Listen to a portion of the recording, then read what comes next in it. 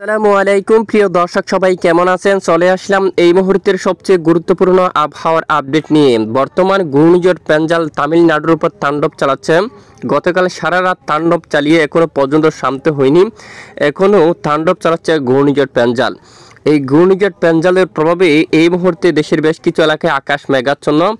আজকেও দেশের বেশ কিছু এলাকায় মেঘের আনাগোনা থাকতে পারে। তো আজ কোন কোন জেলাগুলোর উপর ভারী বৃষ্টিপাতের সম্ভাবনা রয়েছে তা আপনাদেরকে দেখিয়ে দেব।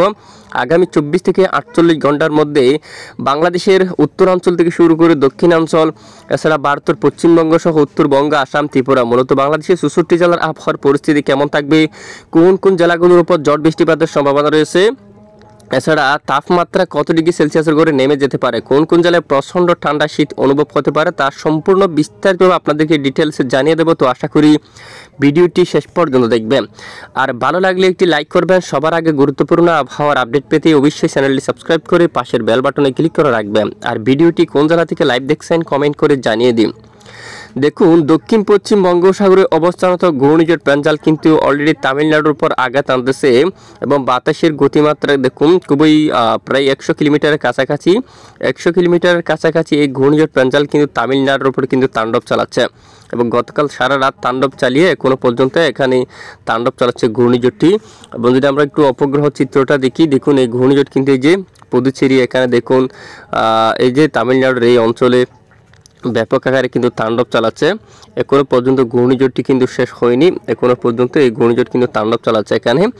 এবং এই ঘূর্ণিঝড়ের এই যে মূল অংশ কিন্তু সমুদ্র থেকে কিন্তু উঠে গেছে, তবে এখানে প্রচণ্ড দমকা জোড়া হাওয়া কিন্তু রয়েছে এবং এখানে মধ্য বঙ্গোপসাগরে কিছুটা বজ্রবাহী মেঘ তৈরি হচ্ছে, সাথে ব্যাপক আকারে বৃষ্টিপাত দেখা যাচ্ছে। এখানে মাঝারি থেকে ভারী বৃষ্টিপাত কিন্তু দেখা যাচ্ছে।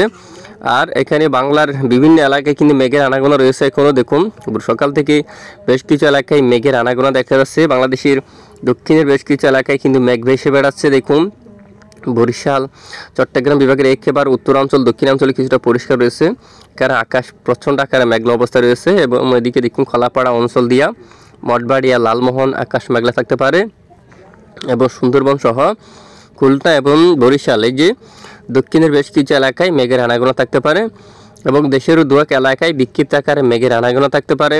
গতকাল খুলনা, বরিশাল বিভাগের উত্তর, ঢাকা বিভাগের কিছু কিছু অংশে, কুমিল্লা এবং চট্টগ্রাম বিভাগের উত্তরাঞ্চলে হালকা গুড়ি গুড়ি বৃষ্টিপাত কিন্তু দেখা গেছে এবং পশ্চিমবঙ্গের অনেক এলাকায় হালকা থেকে মাঝারি কিছু এলাকায় মাঝারি ধরনের বৃষ্টিপাত কিন্তু দেখা গেছে অলরেডি।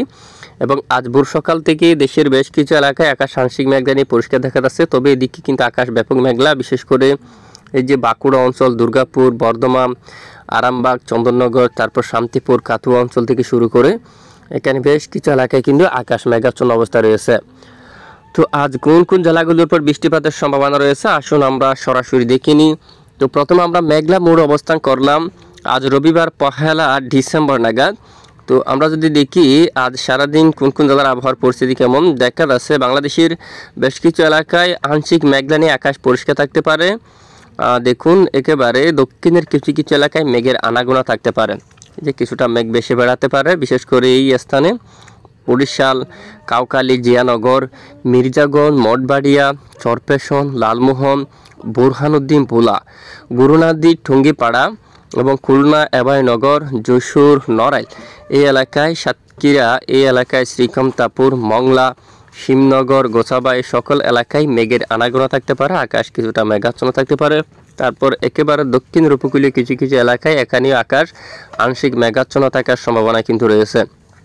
এছাড়া এদিকে কলকাতা থেকে শুরু করে করদাহ অঞ্চল, চন্দননগর, হাবড়া, তারপর এদিকে পান্ডুয়া, বাঙ্গাউন এই এলাকার দিকে, তারপর এখানে দেখুন আরামবাগের দিকে, কতুলপুর, চন্দ্রকোনা, ঘোলাতর, খড়গপুর, বালিচাক, তামলুক এই সকল এলাকায় মেঘের আনাগোনা থাকতে পারে। সঙ্গে দু এক এলাকায় বিক্ষিপ্ত বজ্র বিদ্যুৎ সহ বৃষ্টিপাত থাকার সম্ভাবনা কিন্তু রয়েছে। এদিকে বারেপাতা থেকে শুরু করে চাকুলিয়া এবং এদের আশেপাশে কিছু কিছু এলাকায় আংশিক বিক্ষিপ্ত বজ্র বিদ্যুৎ সহ বৃষ্টিপাত থাকার সম্ভাবনা কিন্তু রয়েছে।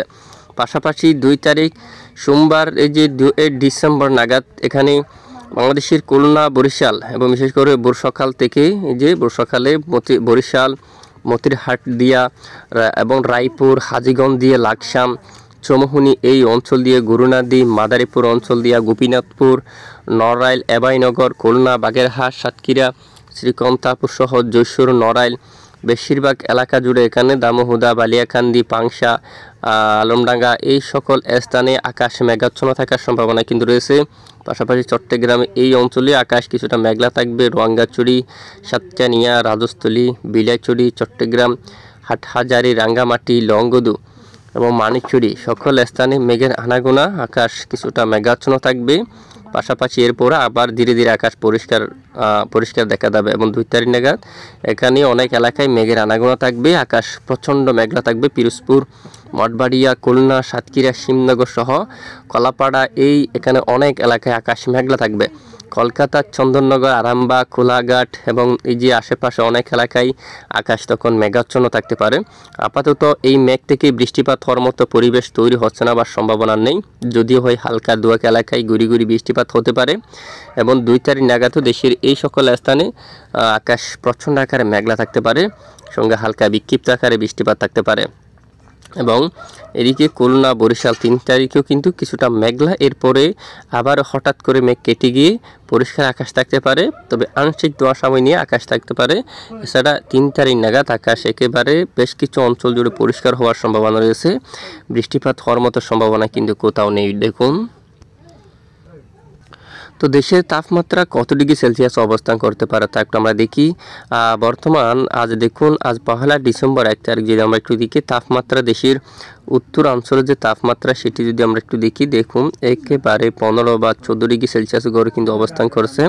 এদিকে রংপুর 14 ডিগ্রিতে, দিনাজপুর 15, তারপর ঠাকুরগাঁও কিন্তু 14, পঞ্চগড়ের দিকে কিন্তু 14 ডিগ্রি সেলসিয়াসের তাপমাত্রা কিন্তু রয়েছে এবং এদিকে রাজীবপুর, গাইবান্ধা 16 ডিগ্রিতে কিন্তু তাপমাত্রা রয়েছে। শিলিমারি 16 ডিগ্রিতে, দেখুন এখানে দিনহাটা কিন্তু 15 ডিগ্রিতে তাপমাত্রা থাকছে, আকাশ পরিষ্কার থাকবে। এখানে সঙ্গে দিনাজপুর একদম সকাল সকালে যে পীরগঞ্জ এখানে 14 ডিগ্রিতে তাপমাত্রা থাকবে এবং বালুরঘাট, পঞ্চবিবি, পাটনেটোলা, আক্কেলপুর এখানে 15 এবং এদিকে বগুড়াতে কিন্তু 14 ডিগ্রি সেলসিয়াস। সরিষাবাড়ি, জলকাত্র, ত্রিশাল, তারপর বালুকা, এদিকে দেখুন লাখাই সহ কাপাসিয়া, ঢাকা বিভাগের অধিকাংশ এলাকায় তাপমাত্রার পারদ দেখা যাচ্ছে 21 ডিগ্রি সেলসিয়াস। ধামরাই 19 এবং এখানে দেখুন নরসিংদীতে 20, তারপর হোমনা 20, মুন্সিগঞ্জ এখানে 20 ডিগ্রি সেলসিয়াসে তাপমাত্রা অবস্থান করবে।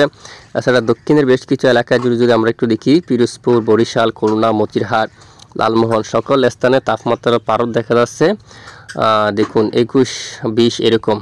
এখানে বেশ কিছু এলাকায় বাংলাদেশের একেবারে দক্ষিণাঞ্চলের তাপমাত্রা কিন্তু কুতুবদিয়া, চকরিয়া, সাতকানিয়া এখানে 20-21 ডিগ্রি সেলসিয়াসের ঘরে অবস্থান করতে পারে। দেখুন সর্বনিম্ন তাপমাত্রা। এছাড়া সর্বোচ্চ তাপমাত্রা কত ডিগ্রি উঠবে দেখুন দুপুরকালীন, তখন আকাশ পরিষ্কার থাকতে পারে। চট্টগ্রাম বিভাগের বেশ কিছু এলাকায় 29 ডিগ্রি সেলসিয়াসের ঘরে তাপমাত্রা কিন্তু অবস্থান করবে।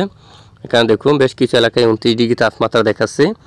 তারপর ফরিদগঞ্জ সহ মাদারীপুর সকল স্থানে দেখুন 28, ফরিদপুর এখানে 28, ঢাকা 28 ডিগ্রি সেলসিয়াসের ঘরে তাপমাত্রা থাকার সম্ভাবনা রয়েছে।